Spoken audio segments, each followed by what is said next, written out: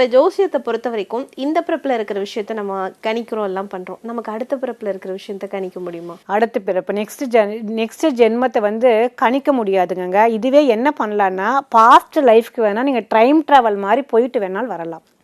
அதுக்கு நம்ம கிட்ட வந்து நம்ம தெரப்பின்னு சொல்லுவோம். அது பேர் பாஸ்ட் லைஃப் ரெக்ரெஷன் தெரப்பி அப்படின்னு சொல்றோம். இப்போ ஃபியூச்சர்ல என்னன்னா, நம்ம இறந்ததுக்கு அப்புறம் நம்ம அதை வந்து இப்போ யாராவது சொல்லிட்டாங்க, நம்ம இறந்ததுக்கு அப்புறம் செத்து விளையாடலாமா அப்படிங்கிற மாதிரி, இறந்ததுக்கு அப்புறம் நம்ம போய் யோசிக்க முடியுமா அடுத்த ஜென்மத்துக்கு என்னன்னு, என்னமோ ஒன்று சொல்லுப்பா நானும் கேட்குறேன் அப்படிங்கிற மாதிரி தான் ஃபியூச்சர். அப்படிங்கும்போது இந்த பிறப்புல என்ன ஆகலாம், என்ன உங்களுக்கான விதி பலன் அப்படிங்கிறது கட்டாயம் உங்களோட ஜாதகம் சொல்லும்.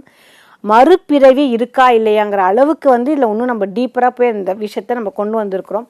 அதுவுமே பார்த்திங்கன்னா வந்து அறிவியலாக சில விஷயங்கள் உண்மையாக, ஏன்னா வந்து இந்த நான் என்னை பொறுத்த வரைக்குமே நானே என்னோட மென்டர்கிட்ட என்னோட குருமார்கள் கிட்ட கேள்வி கேட்டே இருப்பேன். அது எப்படி இது எப்படி, நீங்கள் எனக்கு ஒரு எக்ஸாம்பிள் சொல்லுங்கள், இந்த மாதிரி நடந்திருக்கா, அப்போ தான் அதை நான் நம்புவேன் அப்படின்னு சொல்லிட்டு. பாஸ்ட் லைஃபுக்கு முற்பிறவியில் இருக்கக்கூடிய நீங்கள் என்னவா இருந்தீங்க, என்ன மாதிரி இருந்தீங்கிறது நாங்கள் சொல்கிறது கிடையாது, உங்களையே சொல்ல வைப்போம். அதுக்கான ஒரு தெரப்பி, அதை பாஸ்ட் லைஃப் ரெக்ரெஷன் தெரப்பின்னு சொல்லுவோம். உங்களுக்கு ஏதாவது ஒரு வகையான ஒரு பயம் இருக்குது வாழ்க்கையில், வந்து எனக்கு ஒரு பயம், எனக்கு சொல்ல முடியாத பயங்க, என்னன்னே தெரியலை எனக்கு. ஒருத்தருக்கு போய் மொட்டை மாடியில் நின்று பார்த்தா மொட்டை மாடிக்கு 4வது ஃப்ளோர்னு பார்த்துட்டாலே தலை சுற்றும் நிறைய பேர். மலைக்கு போனால் நம்ம ஏறும்போது ஒன்றும் இல்லைங்க, ஒரு மலை மேலே ஏறும்போது நான் காரில் வரமாட்டேன், எனக்கு வந்து வாமிட்டிங் சென்சேஷனாக இருக்குது இல்லைங்களா.